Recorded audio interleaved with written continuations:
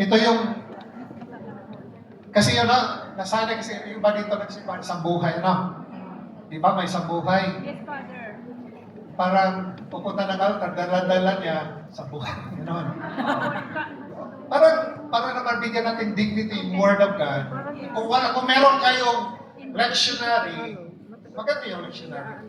Pero pag naglakad ka papuntang altar, dala-dalag sa buhay, bigyan natin konting reverence yung Word.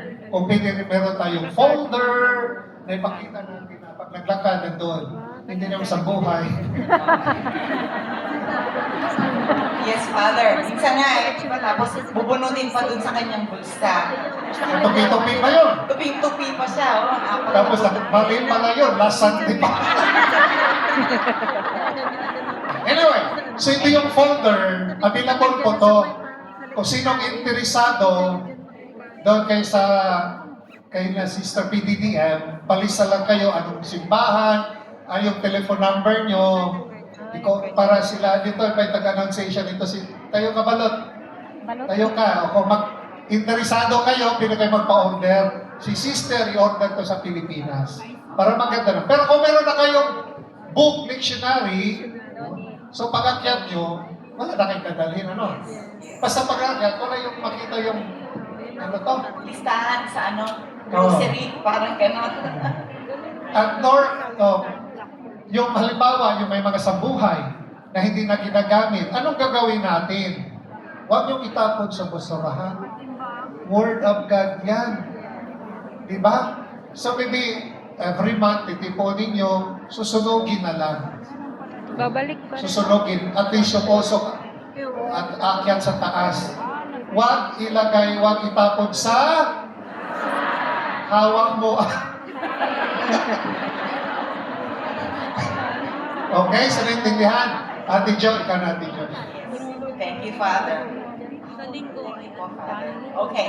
So, lectors, commentators tayo, okay? So, okay. Just to pick up, yung mga sinabi ni James about yung mga what-ifs, yung pangungumpisal, hindi lang yun applicable sa outer servers, remember? Applicable yon sa lahat sa ating liturgical ministers. Regular reception of the sacraments, importante. Okay?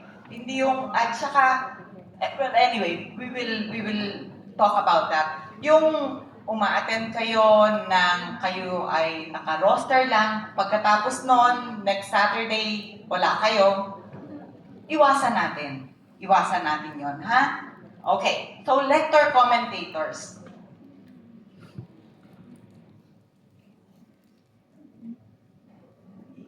Oh, sorry. Okay. Just recently, si Pope Leo, sabi niya, he encourages formation of those, especially who proclaim the Word of God. Bakit kaya? Siguro may maano siyang experience. Bakit? Particularly lectors, particularly those who proclaim the Word of God, to support the liturgical initiation of the faithful and the deeper understanding of Christian worship. Ito, Pope Leo to, just recently, nung siya ay nag-audience with yung sa Roma, ito ang sinabi niya. Bakit kaya? Siguro nare-realize niya how important the ministry of the word is. Okay. Sabi niya, invest, parishes should invest. Kaya we should be thankful kay Father Jay na ito ginagawa niya para sa atin. Right? So inaano niya lahat ng parishes to invest in the liturgical formation, especially of lectors.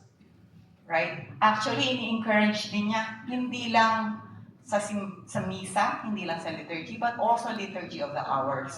Right? So para tayo ay magkaroon ng magandang spiritual life. Okay? He encourages also the creation of biblical and liturgical courses. So ano itong mga biblical and liturgical courses? Natinig niyo na ba yung LBS? Yes. Right? So yung mga formation teaching na ginagawa ng chaplaincy, ito yun. Right? So, please always take advantage of all this formation. Kasi ito ang hinihiling sa atin ng Santo Papa. Okay, eto pa. Referring to lectors. Sino na nga mga lectors dito? Taas ang kamay.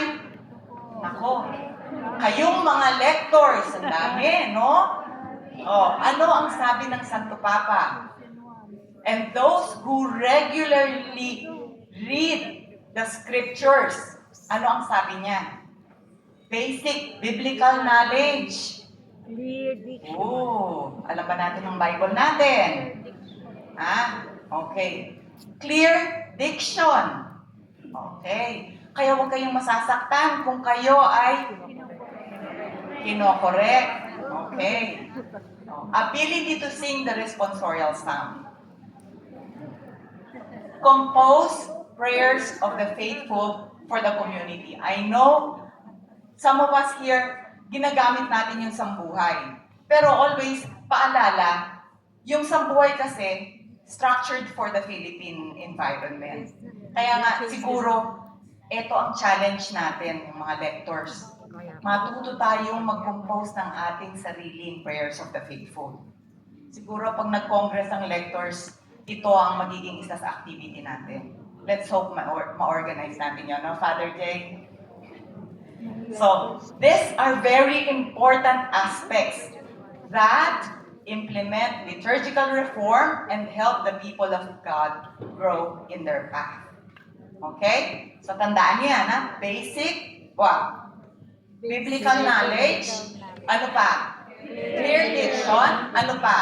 Ability to sing the responsorial psalm. Ano pa? Compose prayers of the faithful. Very good. Okay. So, proclaiming the word with faith, clarity, and reverence. Ito ang objective ng isang lector. Were not our hearts burning within us? Kailan natin ito narinig? Luke, sige, kailan? Road to Emmaus, right? Sino sa lectors ang nai-experience ito? Were not your hearts burning within you? Pag kayo ay nagde-declare ng readings, wala na? Wala na kayong seal? Hindi na kayo nininervyos? Ha? Nervyo. Hindi na kayo kinakabahan? Hindi na kayo excited?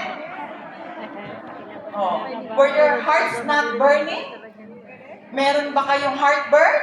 Ha? Always. Always? Always? So, let us be like the disciples who have hearts burning for the Lord. Right? So, identity and mission of the lector.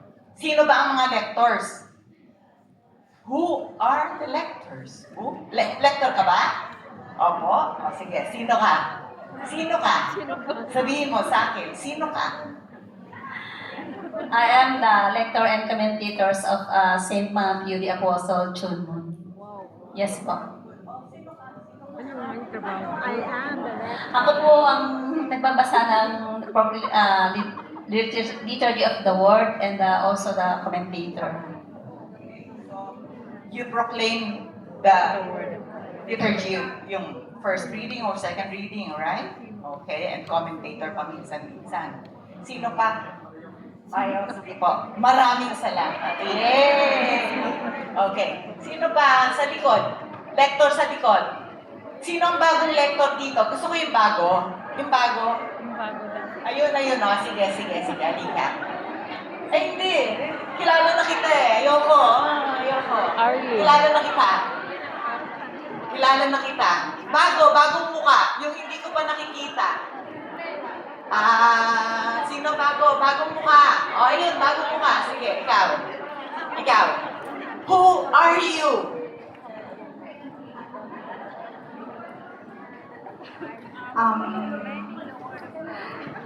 Ako po.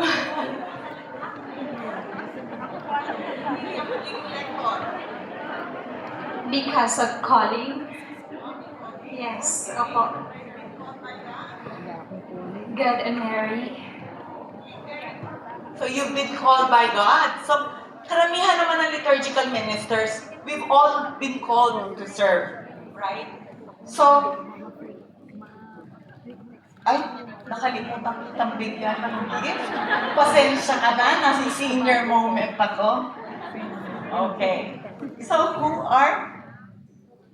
Kailangan lumapit lang ako sandali. Ayun. A lector is a minister of the word called to proclaim what? The sacred scripture, right? To whom? The people of God.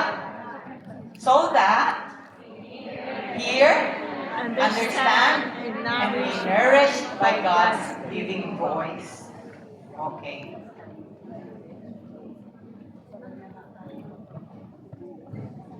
A lector is a disciple who listens to the word before proclaiming it. Saan nga? Taas uli ng kamay ang mga lectors dito.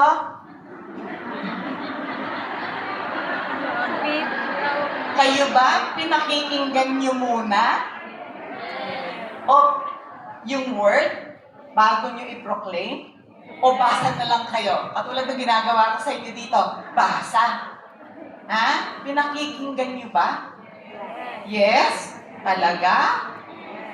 Or dadating kayo 15 minutes, asa na nga yung reading ko? Ha? I hope kung sino man ang coordinator nyo, assigns you a week ahead so that you can meditate on the word before you proclaim it. Okay? 1 week daw, madam. A lector is a servant who lends their voice to God. Wow. Diba? Wow. Right? Wow. Hindi, sabi naman So, pinahihiram natin yung boses natin sa Panginoon. So, tayo ang spokesperson ni God. Kaya, wow. Kaya nakakahiya naman kung tayo ay hindi prepared to be a spokesperson, hindi ba? A bridge between the scripture and the assembly. So, ikaw ay tulay between what you are reading at yung mga nakikinig sa iyo. And a witness who believes what they proclaim. Do you? Do you? Yes. Very good. Okay. So, spiritual formation.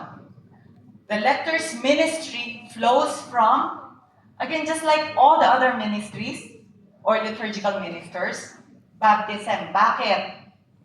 We share in God's or in Jesus's prophetic, kingly, and bigyan ng jacket yan. Oh, yan. Okay. So always through our baptism, right? And then the Holy Spirit who inspires the word and opens the heart.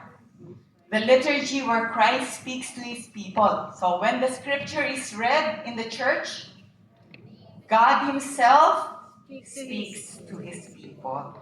Okay? So remember that. Hindi ikaw ang nagpro-proclaim. Ikaw ang nagpro-proclaim pero hindi ikaw. God himself is speaking to the people. Okay. Liturgy of the Word. Remember, sabi ni Father, the liturgy is divided into two tables. The Word and the Eucharist. Commentary, lectors, liturgy of the Word. So, anong purpose nito? Anong purpose ng liturgy of the Word? Announces what? Announces God's saving deed, interprets the mystery we celebrate, calls the assembly to conversion and mission, and prepares our hearts for the Eucharist. Okay. Okay, liturgy of the word pa rin tayo. Structure. Nako. Lectors, taas uli ang kamay. Favorite ko kayo ngayon. Okay. Sige, dito naman ako. Kung liturgy of the word, structure ang pinag-uusapan natin, ha?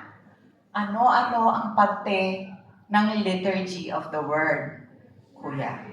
Hindi. Structure.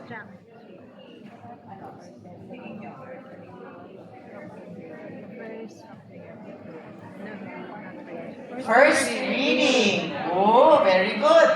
Okay. Alam niyo na yan, dapat yung sunod-sunod na yan. Alam niyo na yan, ha? Responsorial psalm. Second reading. Alam na nila lahat? Wow, ha? Second reading, only on Sundays, right? Or solemnities. Kasi wala tayong second reading pag weekday mass. Gospel acclamation pagkatapos. Gospel pagkatapos. Homily pagkatapos. Prayers of the Prayers of the faithful. faithful. Okay, wow, alam nila, very good. Parang binasa yung Very good. And then the prayers of the faithful. Okay. So normally, ano-anong binabasa ng lector? First reading, Psalm, Second second reading, very good. So alam nyo, queen ako, tapos na tayo, ha? Okay. Biblical knowledge. Ito naman, biblical knowledge. Knowledge of the lectionary. Ito, taon-taon, inaaral natin. So, the lector should know the 3-year Sunday cycle. Ano yun? ABC. Anong year tayo ngayon? Who is? Sinong binabasa natin? Matthew. Okay. Kung nasa year C ako, sino ang babasahin natin? Luke. Wow, very good nga naman. Paano? Pwede na po Give yourselves a good, a round of applause. Very good. Very good. Okay. Nasan si John? During Advent. Pinapumagsak ko. Paano pinapumagsak? During Advent. Kailan si John? Advent. So, solemnities and feasts. Wow, talagang alam nila. Very good. Now, so alam natin ang Sundays, weekdays, 2-year cycle. Kung 2025, ano ang binabasa natin? Book 1, Book 2? 1. Siyempre, pag tinanong ko pag 26, sasabihin nyo, Book 2, right? So, remember, odd years, Book 1. Even years, Book 2. Okay. Now, very good. Okay. So, tanong ko naman, sino dito ang mga nag-LDS? Hindi loose bowel, ha? So, alam natin may first reading, may second reading, merong gospel, right? So, paano nagko-connect itong mga readings na to? Paano siya connected? Hindi, nothing to do with the year. So, sino nag-LDS dito? Show of hands. Paano? Pag nag-LDS kayo, anong ginagawa nyo? Nagdadaldalan lang kayo, no? Himay-himay. Ano hinihimay nyo? Yung mga word. Pagkatapos, ang gagawin nyo pag nahimay nyo na? I-connect. Naghihibla kayo, right? Naghihibla kayo. So normally, ano itong ginagawa niyo pag naghihibla na kayo? You connect the readings, right? Now, in our readings, normally, the first and the gospel are connected. Yes. And then the second reading is a continuous reading. So like for example, ngayon, yung first reading at saka yung gospel, connected sila. Pero ang second reading, is coming from the letters of Saint Paul.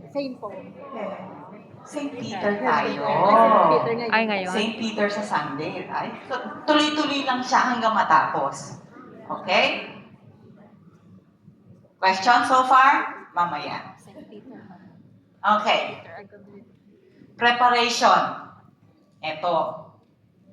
Before you proclaim, anong ginagawa nyo? Practice. You get familiar with your reading. So, syempre, assign muna kayo. Ikaw, first reading ka ngayon. Oh, okay. So, read the passages. Understand the context. Identify the tone. Ano yung ibig sabihin ng identify the tone? Ito sabi niya, joyful, urgent, sorrowful, or instructional. Ano ibig sabihin nun? So, kung kunyari, ang reading ay, like for example ngayon, Easter season, ano ang first reading? Normally, Acts. Right? Oh, yung sermon ni St. Peter. Oh, instructional. So, pwedeng ang tone, ang boses nyo ay giving instruction. Hindi ka pwedeng binabasa mo ito na para kang naghehele. Right? Kaya, kung may sense of urgency, then you put that tone in your reading. Right? Kung sorrowful, kung malungkot, hindi ka naman pwedeng masaya nung binabasa mo yun, ano? Right? Kaya it's important that you read before or you meditate on your reading before reading it. So, a lector does not simply read, it proclaims with faith. Okay. Voice and diction. Dito tayo marami sa atin dito nadadapa eh. Okay. Sabi niya, clarity. Ano yung clarity? Malinaw. Articulate. Right? Yung consonants natin. Ano yung consonants? Yung F at saka yung F. Oo, ha? Yung V natin at saka yung F. Oo. Minsan nagkakagulo sila. Pronunciation of names. Ito minsan, lalo na yung maraming, si Saul, si Isaac, si Aaron. Di ba? So, you have to learn how to pronounce it, how to say it properly. Pace. Ano yung pace? To pace. Pace. Anong pace? Ano yung pace? Makapal ang pace. Right? Makapal ang pace. So, pace, yung bilis o bagal ng iyong pagbasa. Sinasabi ko nga sa iba, kung sa tingin mo, mabilis ang pagiging pagbasa mo, mabilis ang basa mo. So, kung kunyari, nag-practice ka, mabilis ang basa mo. Kasi mas mabagal ka naming madidinig eh. Kaya kung tingin mo mabilis ang basa mo, mabilis ang basa mo. Pero wag naman, slow enough to be understood. Never rush. Wag naman ganun po. At baka makakatulog po ang ating mga nasa congregation. Right? So, that's why it is important. Ito yung mga ito yung dapat natin gawin bago tayo bumasa. Para alam natin kung paano natin i-proclaim ang word. Projection. Ito, projection, ganon, right? Projection, speak to the assembly, not to the mic. Yung, the word of the Lord. Naku, kinain na po yung mic. Wala nang naintindihan. Right? So, speak to the assembly. Para kayo ay madinig. Para kayo ay maintindihan. Okay? Pause. Allow the word to breathe. Mapapansin nyo, pag kayo ay not so much yung sambuhay, pero meron pa rin sa sambuhay. Yung proper lectionary, hati-hati na siya. Right? So yun yung suggested pausing sa inyo. Right? Doon kayo hihinga para maintindihan. Yung sambuhay, kaya kailangan mag-practice kayo kasi kailangan pinakikinggan nyo kasi unless you listen to it, hindi nyo ay, tama ba yun? Hindi yata tama yung dating na yun. O, sabihin nyo ulit. Right? Actually, may practice ako. Dito, 2 beses ko pinabasa, 2 beses maling nabasa. Okay? So, pause. Kung may nakikita kayong semicolon or comma, pause. Pag may nakita kayong period, okay? Okay. Presence and posture. Stand tall. Presentable. Right? Approach the ambo reverently. Yung nga yung sinasabi ni Father, huwag naman yung dalhin yung listahan nyo sa palengke pagkatapos lahat yung gano'n pagbabasa na kayo. It is nice to have a proper folder for it. Okay? Make eye contact before beginning. As I said before kasi, syempre yung iba, a reading from the book of the prophet Isaiah. Binasa na niya lahat. So, kung pwede siguro, proclamation, tingnan niyo muna yung assembly, a reading from the book of the prophet Isaiah. Tapos basa, the word of the Lord. Okay? Right? Avoid unnecessary gestures. Ano to?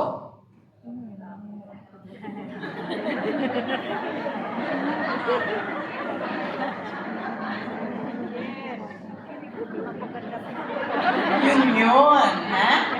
Kaya, bago kayo umakyat, ayusin nyo na yung sarili nyo. Right?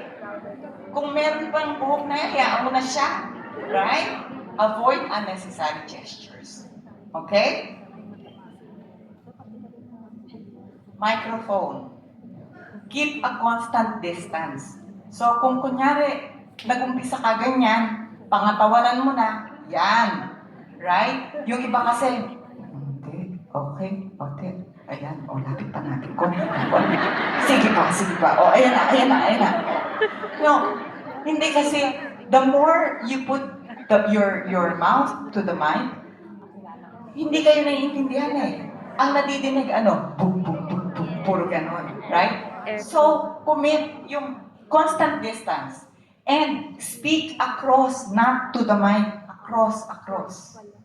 Right? Across to the mic. Wag directly puno na siya ng laway. Nakakahiya. Okay. So, wag yung, kasi otherwise na nadidinig lang ng assembly yung, right? Minsan masakit sa tenga. Okay, psalm. Why do we sing the psalm? The psalm is a prayer. It's a response to the first reading. Whenever possible, it is better to sing it, not to read it.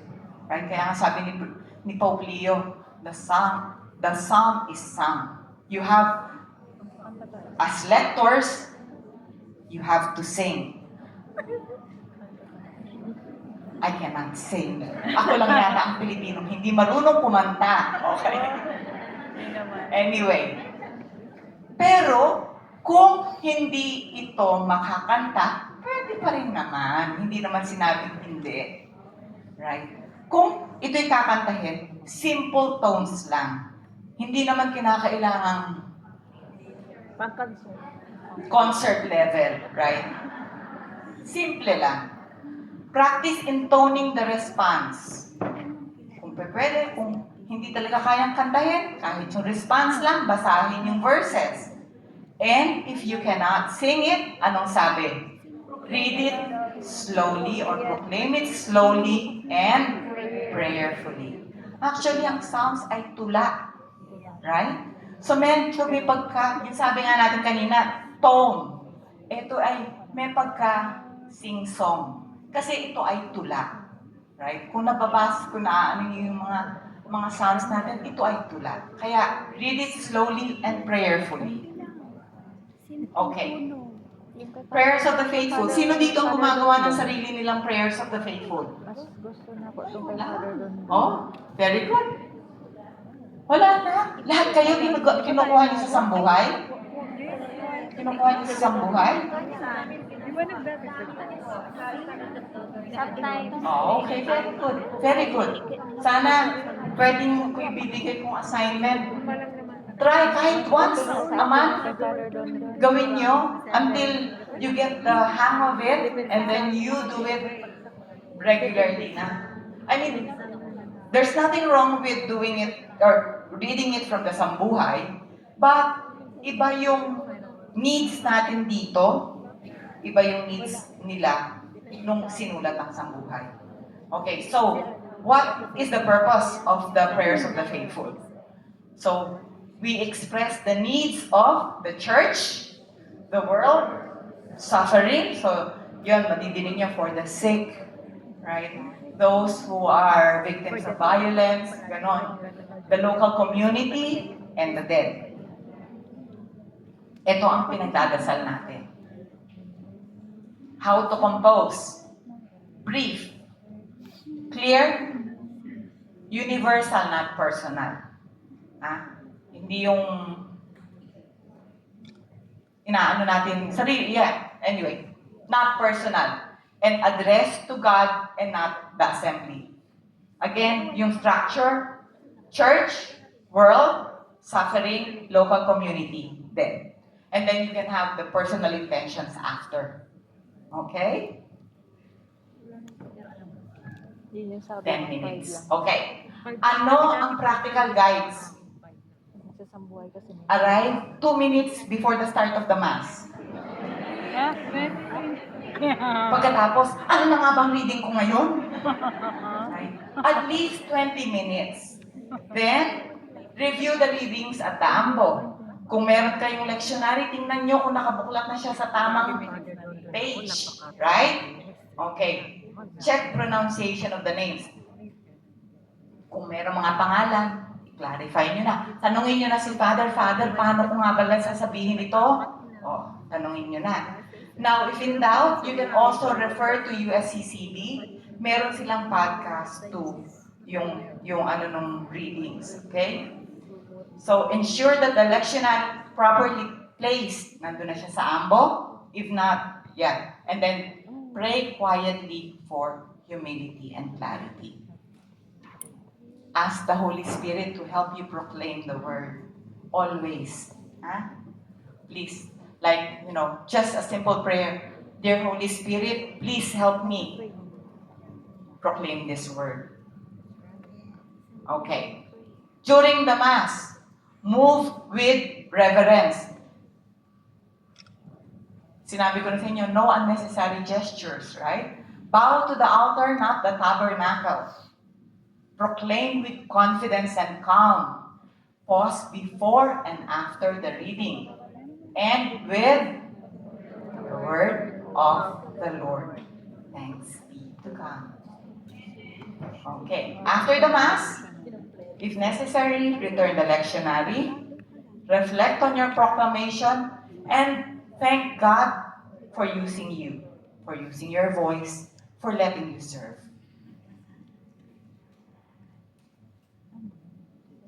Personal prayer. Okay, eto, importante. Scripture. Read the scripture daily. Pray with it. Practice Lectio Divina. Alam niyo po ba ang Lectio Divina? Lectio. What does Lectio Divina mean? Ano po ba ibig sabihin nito? More than that. Lectio. From lectionary. Anong lectio?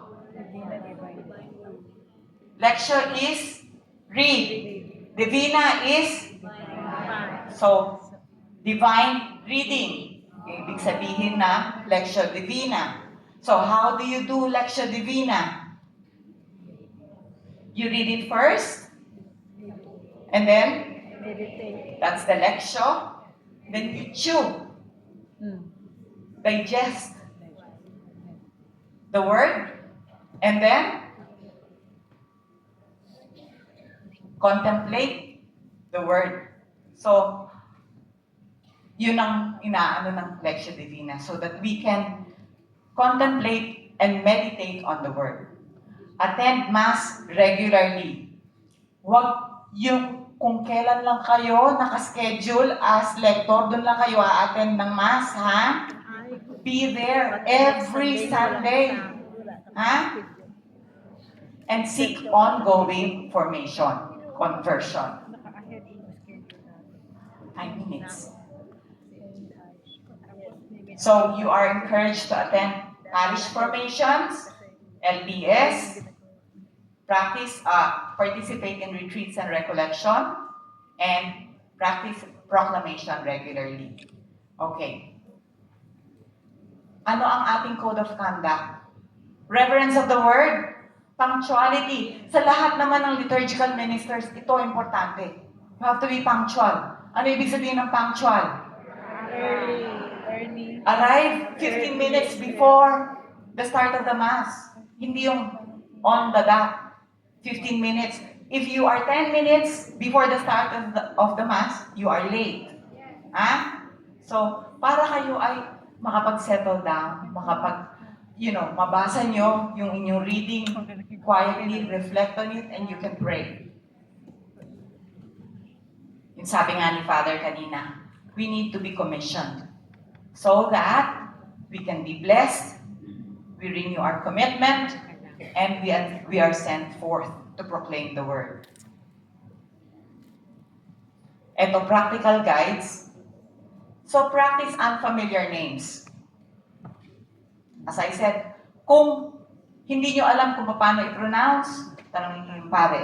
Google. Right? USCCB. Or sa phone nyo, meron doon how to pronounce. O, type nyo, then sasabihin sa inyo yun. Si Google. Break long sentences into thought groups. Huwag niyong babasahin. Like, for example, merong letter si St. Paul na isang paragraph, isang sentence lang siya. Right? So, hati-hatiin niyo siya. Right? Use pauses to clarify the meaning. Okay. Common mistakes. Reading too fast. Over-dramatizing. Ano kaya ito? No. Masyadong ginawang oratory yung kanyang pag-read, right? Whispering into the microphone para kayong, magbeshi ng iyong mic, right? Adding words or changing the text. And then turning the proclamation into a performance. Okay? I will skip this. Conclusion. A lector who understands Scripture proclaims it with conviction, clarity, and faith. Okay. Questions? I know we have to start Mass na, no, Father? 5 pa. Pero pa sa EM. Question Questions? for the lectors. Yes. Balik na question. May 1 hour pa uwi. May 1 hour pa, 5 o'clock. Ang question ko po, Father, sa lector, hindi na po commentator sa lector. Kung hindi po niya kayang kumanta sa psalm, na hindi siya ready sa song, kasi meron po akong na-attendahan na mass po na siya na po ang nag-reading, siya po kumanta, tapos and the end po yung kanta niya is sumasayad. Parang aeroplano po na gumaganon. Nakikita ko pa yung mga ibang mass goer po na instead po na solemn po yung nila, yung pagsimba nila, napapailing na lang sila and then napapayoko, nagtitinginan po. Ano po ba yung pagdating po sa lector na yon, dapat po ba siyang kumanta or mag-reading na lang po siya? Yun po ang ask ko. Ano natin siya? Ako kasi siguro yung sinasabi niya, Father, sumasayad daw.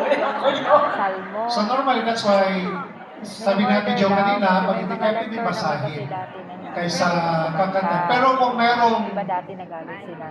pag kumanta, then i-assign sa iba. Kaya nilipat Okay, sa so music. that's why ito yung question din na sino ba yung pwedeng mag-salmo? Kasi yung salmo, part yan sa lector, hindi sa choir yan. Kasi ang nagawa sa ito, choir, hindi. Dapat, kung gusto niyang kakanta, mag-lector, kakantahin niya, i-commission siya part. At the same time, choir siya, pero sabi nga, dun sa canon law, kung mag-word of God, i-commission siya as lector. So hindi lang siya choir. Ibig sabihin na, choir, mag-rotate tayo ha, rotate. Ikaw ngayon mag-sing, next time ikaw ngayon. Kasi part yan sa Na-question ba na si Kor?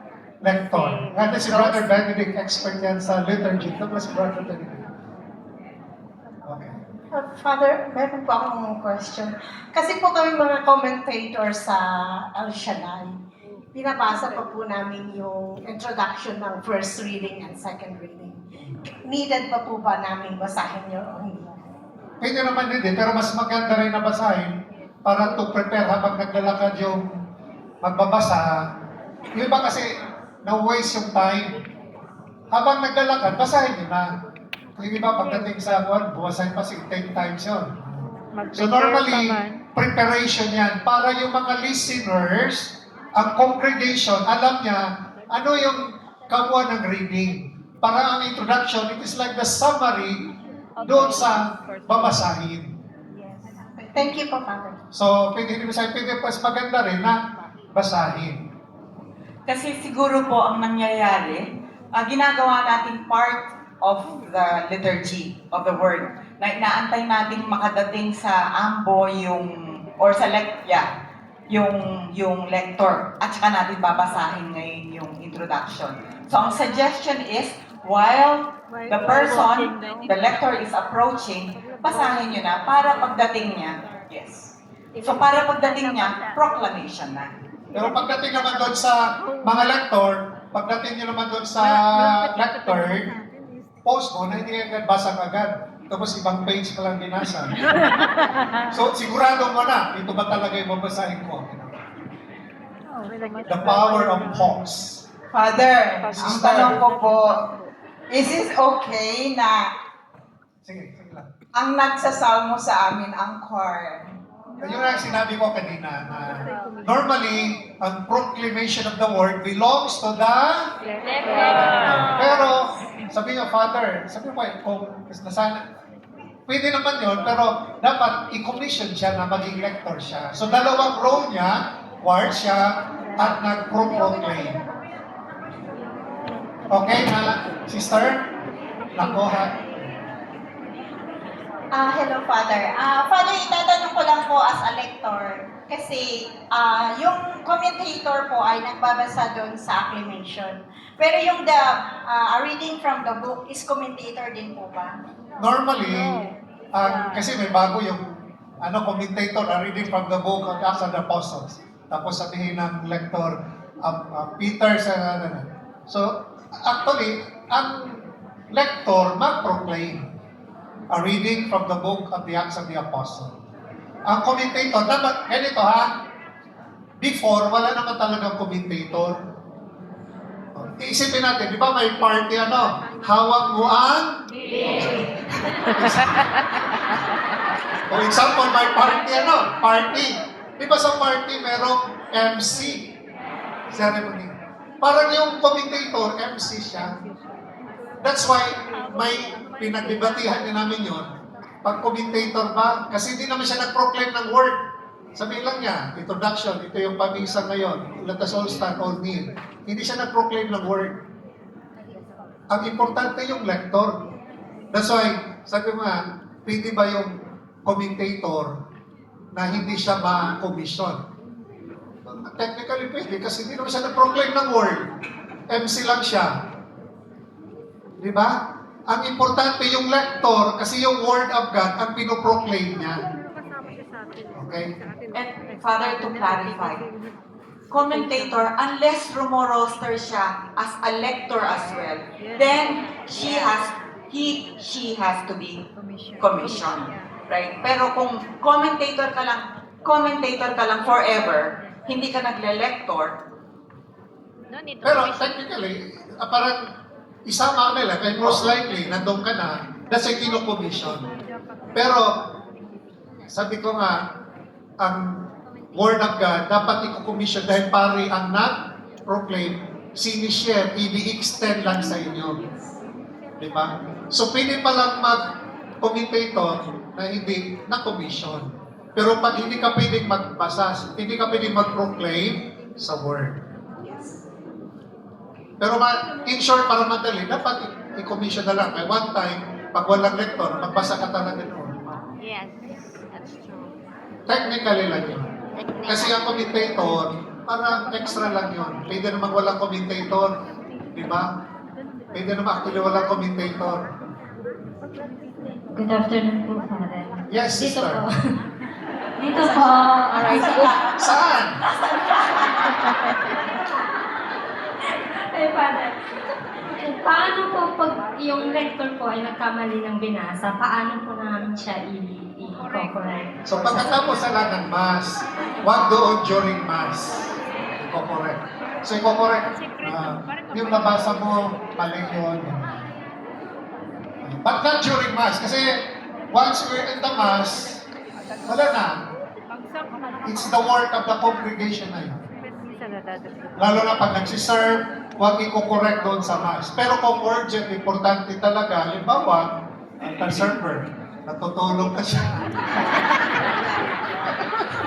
Igising mo. Okay ba? Father, Minsan, Madam, wala. meron po bang edad na tamang edad para mag-begin as lector? Wala naman. Mas importante, nabigyan sa kumpihan ka, nabigyan ka. As long as nabasa mo, kasi mamaya, upo ka na aarilin. Basta importante, gagamitin ka ni Lord para mag-proclaim. Dapat ganito yung principle, dapat makatulong ka sa celebration. Hindi ikaw yung iintindihin ng kongregasyon. Nako ha? Okay lang yan, understanding. Pero hindi na siya nakatulog, dami hindi maintindihan. Wala siya. Siyempre, ibig sabihin, ang punto doon, paano tayo makakontribute sa body of Christ? Kasi ang purpose natin, ang katawan ni Kristo, tayo, yung man-nourish. Pero tayo, hindi lang natin yan kasi wala namang pagbasa siya lang. O baka naman yung ibang congregation, tayo, hindi pang mag-pray. So ang punto doon, paano po, that's why yung serving, may contribution sa community. Father, good afternoon. The same question lang po, Father, doon sa about sa responsorial sum. Okay, responsorial sa. Yes, Father.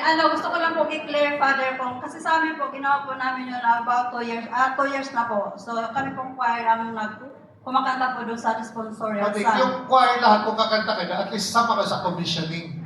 So, Kasi normally, yun ang, di ba, ang ministry of the word belongs sa Lector. Father, ang tanong ko po, paano po yung commission? Di ko po kasi masyadong naintindihan po. yung parish priest magko-commission sa inyo. Ibig sabihin, may liturgy niya ay commission yun to be the ministry of lector. Pero, tanongin niyo sa Father, pwede ba kami choir Father kakanta? Kung sabi ni Father, okay, di. Si parish priest naman ang masunod. Okay, thank you, Father. Thank you. Yung parish priest naman ang masunod. Opo, bago po namin kinanta yan, nag-ask po kami ng approval. Bago po Okay lang yun. Sabi. Yung the more na sinabi niya, ibig sabihin, kino-commission na kayo. Okay. Hindi lang sa misa. Yes, Pero mas maganda na meron talagang particular na psalmist. Hindi ibig sabihin lahat talaga tayo. At least kung meron lang 5, 6. Para yun ang spirituality nila. So, hindi na pwedeng i-add si Jackie Lynn and Daphne. Ate Jo, di ba si Ate Jo? Kasi walang commission. Okay. Okay na? Ay, meron pa sa likod. Kung sino lang yung Hawak mo ang... Hawak ko. Mike. Hawak ko ang mic.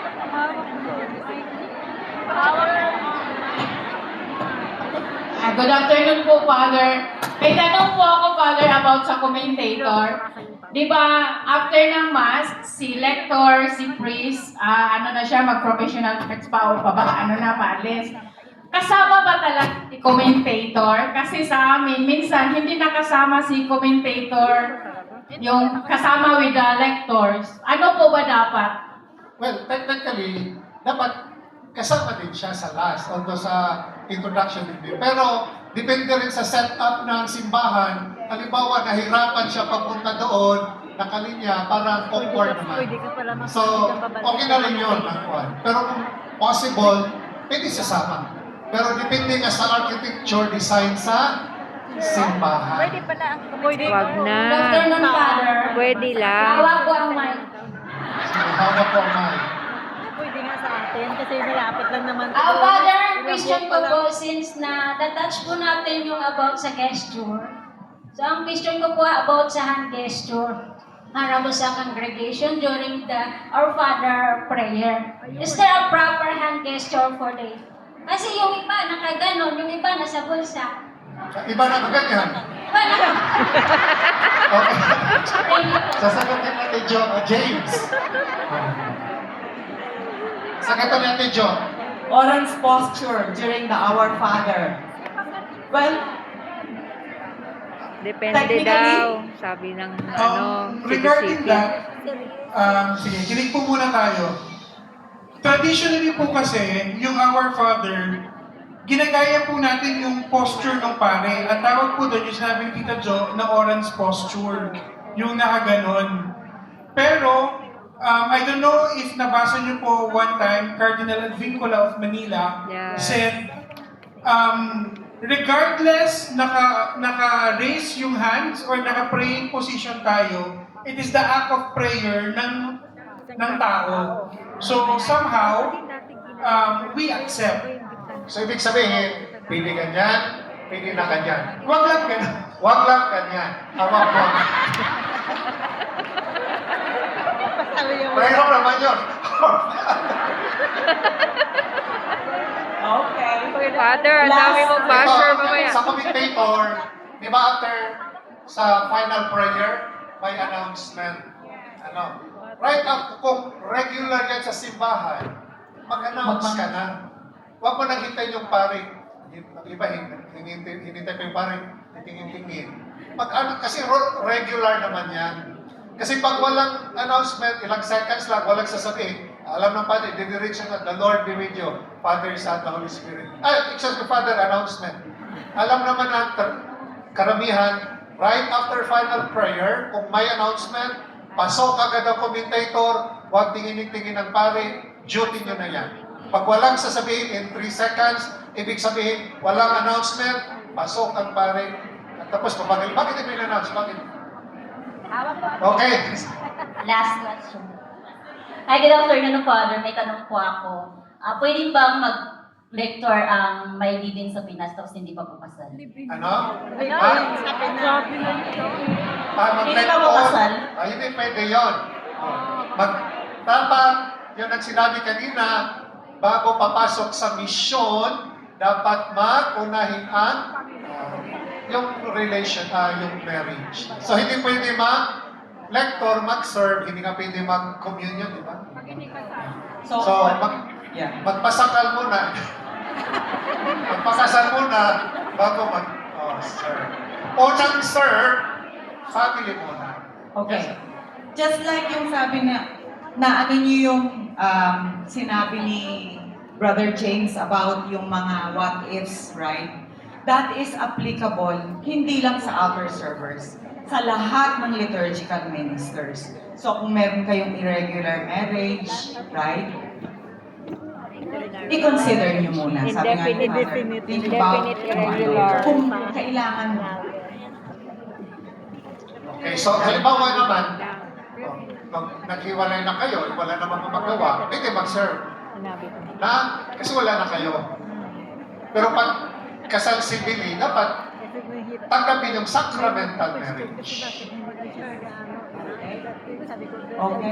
Okay. By the way, yung sa lector commentator, Kung sino interesado yung commentator's guide, may ginawa ko sa Thank you. community. Guide lang, hindi naman ibig sabihin na yun ang standard, yun ang dapat. Guide lang para makatulong sa atin. If you're interested, sabihin mo na sa likod, yung mga volunteers, sulat yung pangalan, tapos yung sukit tindahan. Pangalan, tapos yung telephone number. Gcash number. Telephone number, para gagawa kami yung guide lang. Halimbawa, nasa mass, let us all stand, kailan yung sasabihin, or our mass decider, yung mga simpleng text, kung natatakot kayo, kung wala kayong guide, pero actually yung mga weekdays, dito meron silang guide. Save lang naman yung Kung interesado kayo, sulat yung pangalan. Hindi man kami nag-iba. Pero yung lahat ba dito nakawa ng booklet? Kasi wala. Sino walang booklet? If you're interested, baka pwedeng mag-print ulit si James. Yung sa booklet. At sa kung altar servers, hindi ko lang nadala yung Congress last year. Meron pa po yung altar servers na booklet. Okay? Mamaya yung question. Tuloy muna natin to. Okay? So yung Eucharistic ministers. Taas ang kamay ng Eucharistic ministers. Ay, konti lang sila. Okay?